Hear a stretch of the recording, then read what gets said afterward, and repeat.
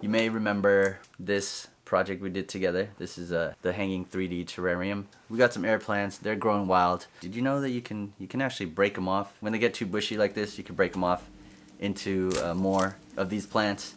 It's just some weird thing that they can do. We're gonna make this new terrarium in today's video. I found this great geometric shape, the trapezohedron. The full shape looks really good, and I think we're gonna save that for later. We're just gonna go with the bottom half to make it simple. You only need to cut 4 pieces, and you can put those together to complete the project. In the future, we'll make the entire trapezohedron, but we will do that in another video. And also, I think I figured out the copper patina, so if you're interested in that, I'll show you the steps so you can get the results that could look like this. So if you want to get started and you want to do some stained glass, we have some kits available. Please check out stainedglassdiy.com/shop. But if you're ready, let's grab our tools and make this open top hanging terrarium. So we'll start off with a 2-inch horizontal line and drawing a line up from the middle. The upper part, you can choose your length. I went with 3 inches. You can go longer, you can go shorter. And then for the bottom half, we're just gonna make it a little bit smaller. I went with 1 1/4 inch. So just connecting that horizontal line down to the center of the bottom line. And this will be our pattern to trace on the glass.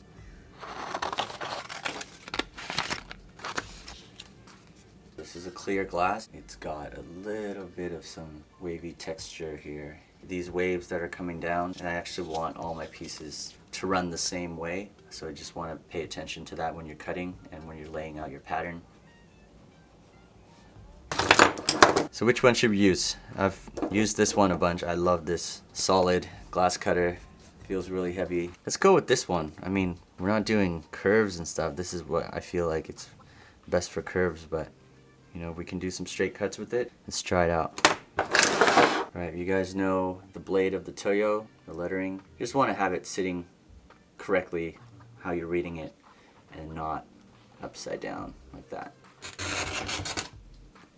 And yes, when we're doing the cutting, probably use one of these. So you always want to make sure oil's inside the chamber, or if you don't have it, you want to dip the blade with some oil. Line on the running pliers, running through the score line there. Just give it a squeeze. Alright, that looks really good. This broke as good as it could.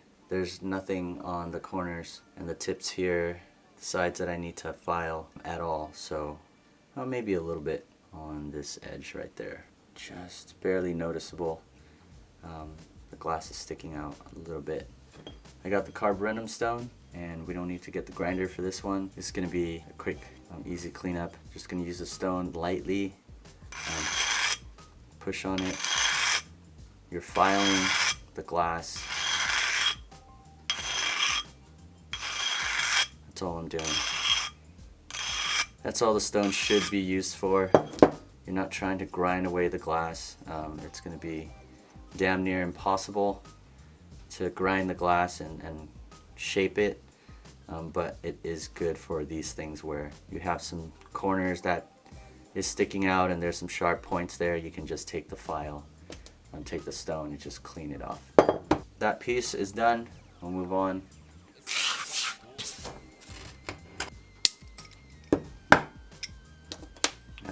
You guys see this right here. I don't know, I guess the pressure on the score there wasn't hard enough at the end, and then this is how it breaks. Snap. Not perfect. I'm gonna go ahead and clean that off. You may want to soak this stone, get it wet, or have this piece be sitting in water so you minimize that flying dust, the glass. You don't want to be breathing it.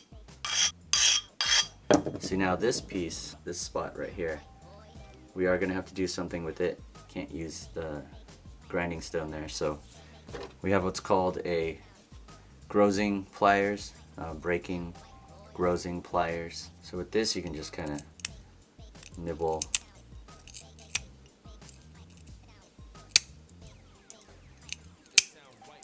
Just crunches it off.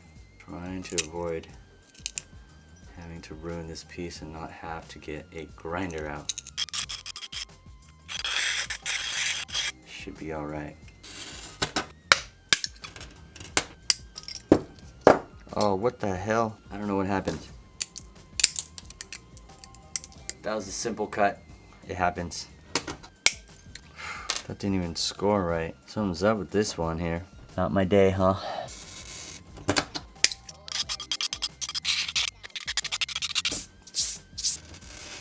The score has to feel good, like it went smoothly. And then it breaks perfectly.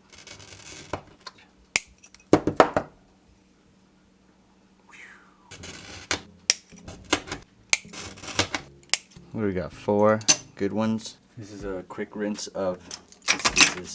You guys know we want to make sure everything is clean so the foil sticks really good to it. So next we'll add some copper foil tape. We're going with 7/32 of an inch width. Also pay attention to the backing that you're using. Normally you have a choice between silver backing, black backing, and copper backing. And you want to match that to the final product and the final finish of your piece. And I'll show you what I mean at the end with the final finished project. So just wrap the pieces with the foil, and using a fid tool is really going to help out the process. You really want to press that foil into the glass, try to make it as nice and straight and neat as possible.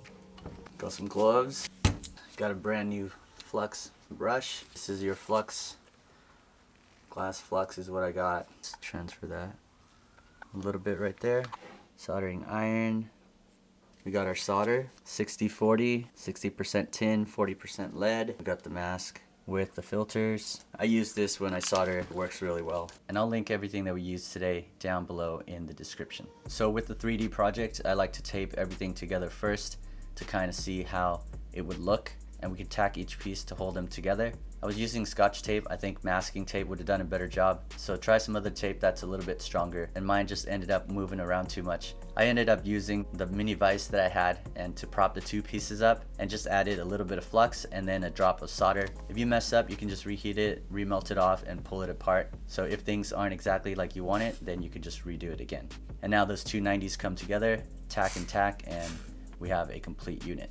Just for good measure, I added some more tack points, and now we just have to add some more solder all around. Just keep going little by little, adding small amounts at a time. Move around and don't sit in one spot for too long. If it gets too hot, copper foil will start lifting off of the glass, and then you have a little bit of a problem. And you could crack the glass if it gets really hot, so try not to get to that point. And if things get a little bit too hot, you can just let it sit, let it cool down for a bit, and then come back to it.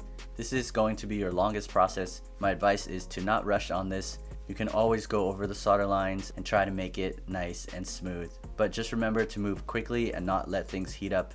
Get all the final touches and we'll solder on the jump rings. So we'll be adding the jump rings onto the tips of these 4 pieces. For the jump rings, it's pretty helpful to use some kind of a clamp or a vise to hold your piece up. So we'll add a tiny bit of flux to the ring and to the point where we're trying to solder, and using a pair of needle nose pliers, keep the ring steady in one hand and take the iron and do a drop of solder in the other hand just to hold the ring in place. And then you could add more and more solder all around the ring until it's uniform and you have plenty of solder to make a good connection. I find that jump rings can be difficult to put on. All I can say is it gets better with practice and getting used to your iron and the heat. It's going to be a pretty difficult step if you haven't gotten used to the soldering. But we'll do that for the 4 corners and we're done with the soldering.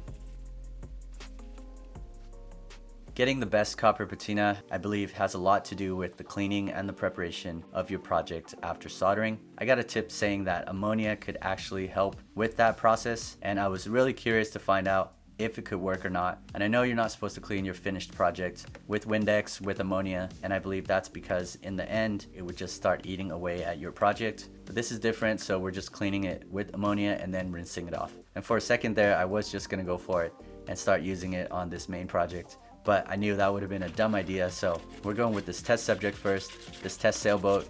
Put it in some ammonia, start swishing it around, and start cleaning it off with a brush. It seemed okay so far, didn't lift off the copper foil. Cleaned that off and went right into the copper patina. It seemed to work okay. It actually took the patina well, but the result wasn't as shiny as I'd liked it to be, and it wasn't as bright. We're gonna go back to what I think could work, so here's what we're doing. We'll start off with using CJ's Flux Remover to do some cleaning. This takes place instead of soap and water. If you don't have CJ's, that's what you'll use, but if you have CJ's, that's what I would recommend. We're going to use CJ's, warm water, and the brass coils to scrub your piece thoroughly. You can use steel wool, but brass coil seems to be better, only because those steel wool could leave some shavings later on and they could rust. Brass won't do that, and it's a little bit softer, I believe, on your project. Once we get some good scrubbing, we're going to clean everything and rinse it off. So just to be sure all that flux is completely off of the solder, I'm using quick clean to spray everything and then wiping it off. And this tip comes from GOM Stained Glass, so be sure to check them out, and thank you so much for that tip. So we got gloves on, everything is nice and clean, and we're ready for the patina. Split some off from the bottle so you don't contaminate, and just start applying. You'll see the results right away with patina, and just keep applying the patina and brushing it on until everything is nice and even. This is exactly what I was looking for, so I'm really happy with the result. I'm wiping everything with a paper towel, no water, and we are done with the patina.